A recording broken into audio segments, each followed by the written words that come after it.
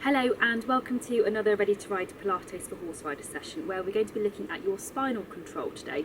Spinal control is such a key element if you want to be able to move well and freely but under control with your horse, and I think it's something we need to keep coming back to time and time again. So let us get started thinking about that nice light head, shoulders relaxed and back and down and open, headlights facing the front, soft knees and equal weight through your feet. And then we're going to start combining the chin tucks with the turn. So little tuck in with your chin, keep that tuck as you turn to the side, and keep that tuck as you turn to the other side. And so as you're doing it, you keep that tuck, which means that you can't get all the way over to the side. If you look all the way over to your shoulder, it means you've lost that tuck. And of course that's not the end of the world. But by using that tuck, we are working our deep neck muscles, which are great for that little bit of extra stability around your neck.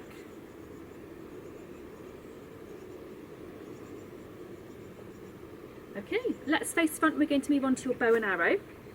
So start with one foot in front of the other. Bring your hands up in front. Make sure your headlights are pointing straight ahead. Then you take one hand to your shoulder and turn back, look over, and then to the front, and the same thing the other way. So hand back, turn to follow through. Keep your headlights always glued to the front. Remember, it's your spine that we're trying to really move. So if your headlights are to the front, that means all that movement, all that rotation happens through your spine and your upper body. Okay, let's swap and do the same thing the other way. You may well find that you are better balanced and you find this movement easier with one leg in front of the other. That's fine, but try to work on it enough so that your balance improves and you are as good in both lunge positions.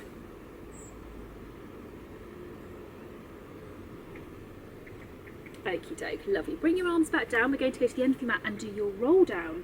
So I'd like you to have your feet together, your knees soft, hands on the front of your thighs, chin onto your chest. Slide your hands down, trying to feel every single vertebrae moving through your neck, between your shoulders, middle of your back, low back and pelvis last of all. Have a nice breath in at the bottom.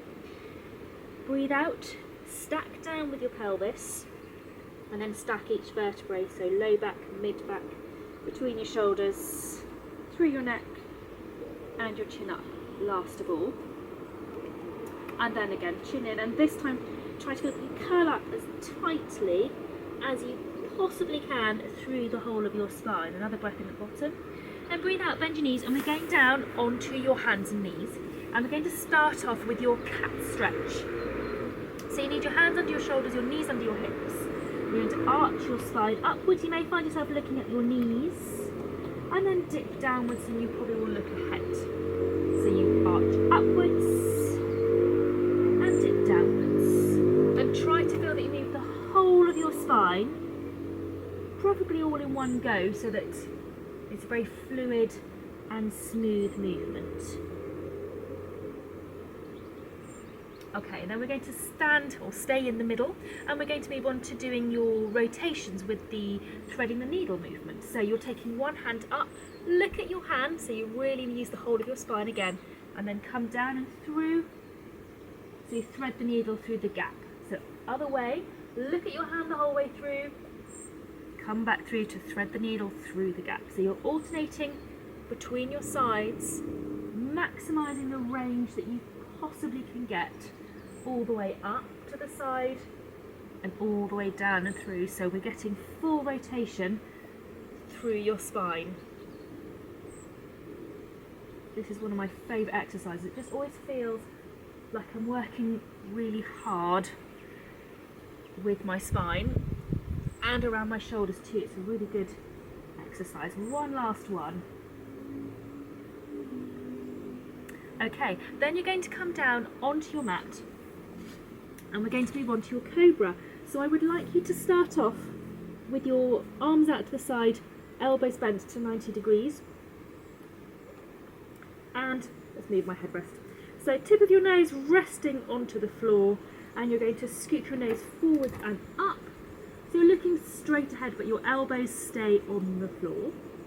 And you come straight down and scoop back in. So scoop forwards and then straight up, elbows stay on the floor, straight down, scoot back in. If you want to go a little bit further, slightly straighten your arms. And again, it's scoot forwards and up, but you'll come up onto your hands instead. And straight down, scoot back in. So the head movement is the same, it's just how far up you come on your arms. And you want to feel that you're doing the reverse of your roll down, so that every vertebrae comes up one at a time and comes down one at a time. Use the front of your ribs for feedback, so you want to feel them peeling up and then laying back down one at a time. I'm going to do one more.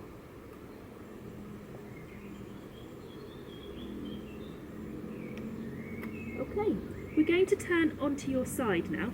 So you'll need your headrest if you're using one, and you want to have your head at the front of your headrest with your knees bent and out in front of you comfortably and your arms out in front of you. We're going to do your open arm exercise. So take your hand up to the ceiling and out behind. Look at your hand all the way if you can. Keep your knees glued to the floor, glued to each other. Then if you have the space, skim the floor above your head to bring your hand back. So you're taking your hand up and out behind, look at your hand, and then skim the floor to come back. Keep those knees glued together all the way through that movement. If your knees start to come to, I can get my hand right onto the floor behind me, but I've lost that stretch, that movement through my spine. So keeping the knees glued together and glued to the floor helps you maximise that movement through your spine. We'll do one more this way.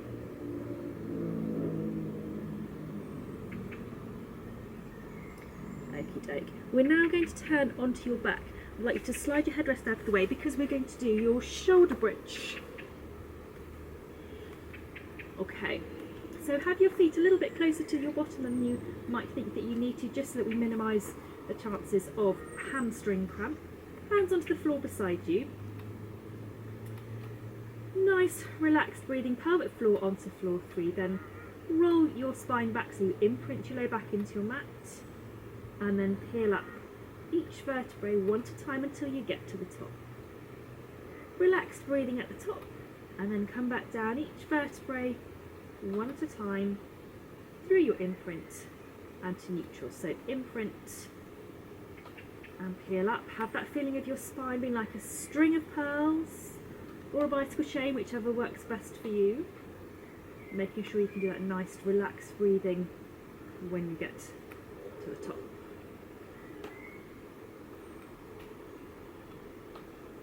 Okay, then I'd like you to bring your hands up so they're above your shoulders, and this time you're going to take your arms up and over your head as you do your bridge. So you imprint, and as you go into the bridge, arms go over your head. Make sure you can breathe again at the top.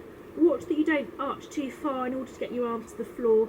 Keep that neutral position, and then as you bring your hands back, so you bring your bridge back down. So it's imprint, and as you peel up, your arms go over your head, still looking for that quality of movement with your bridge, and that quality laying back down even though we've added in your arms. Nice segmental movement. If you find it tricky or uncomfortable to go to the top, you don't have to go to the top. You can just work in the lower regions of the movement. It's absolutely fine. Just do what works comfortably for your back. Okay, bring your arms back down, and we're going to do your double hip twist. So feet and knees together, arms out to the side, and you're going to take your knees one way and your head to the other. Come back up and do the same thing the other way. You don't have to add in the head turn if you don't want to. If you find it's uncomfortable or not necessary, it's absolutely fine. Just that a lot of people find it very comfortable. Also, if you want to stay in that position, absolutely fine to do so. Just watch that your top foot stays on your bottom foot and doesn't get left behind. So you want your top foot glued to your bottom foot all the way through.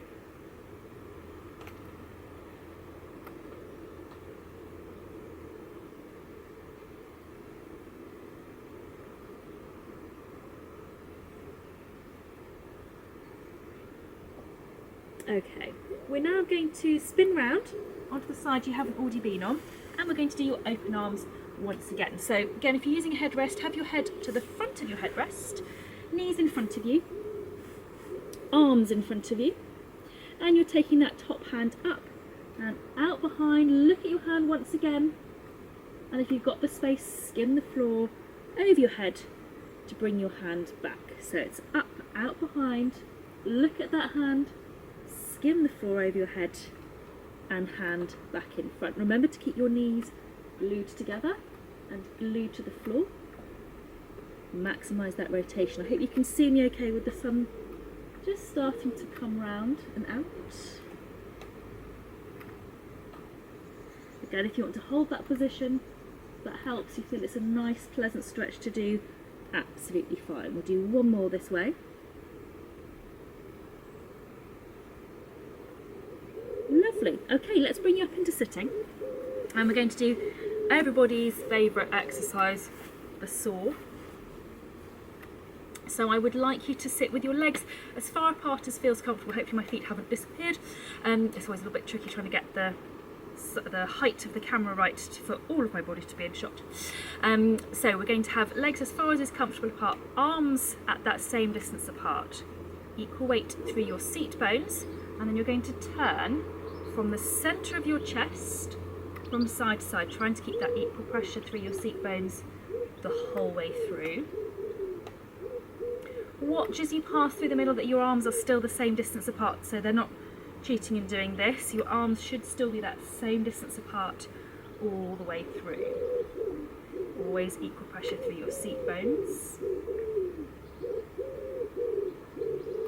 And then a little challenge is to see if you can reach towards one foot but keep that equal pressure through both seat bones. So I can reach much further. I'm not very supple. I can reach much further if I lift my opposite seat bone, but if I keep my seat bones down, it gives me a much truer reflection of how mobile I really am through my body, through my spine.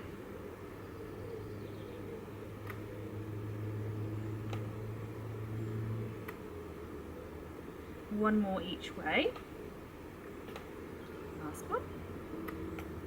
Super job. Okay, bring your legs crossed underneath you.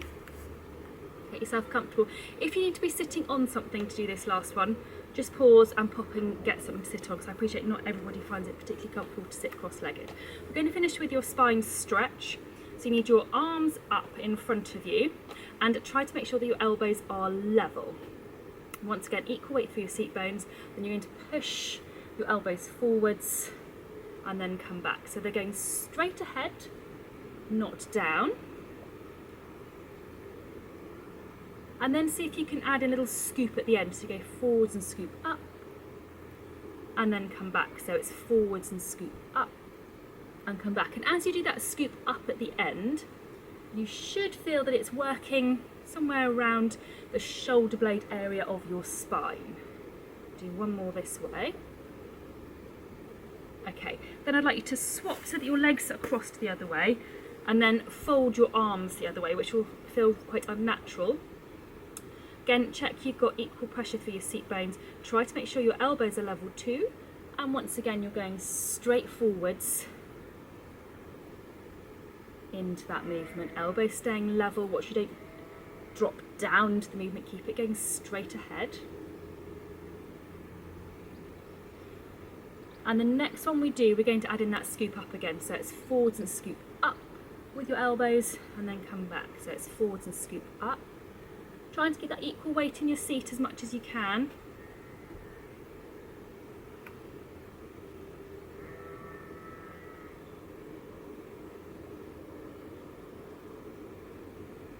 And we'll do one more. And then bring your arms back down into your lap by your side, wherever feels comfortable. Then just do some nice big shoulder rolls. Make sure that you're really loose and relaxed through your upper body. And we are going to finish there. So well done for doing those. They're a lovely set of exercises to do. You don't have to do them all in one go. You can just pick a couple of those that feel particularly nice or beneficial for you, and you can throw them in at any time of day really. Thank you so much for watching. I hope you've enjoyed, I hope you found it useful, and I will see you again very soon.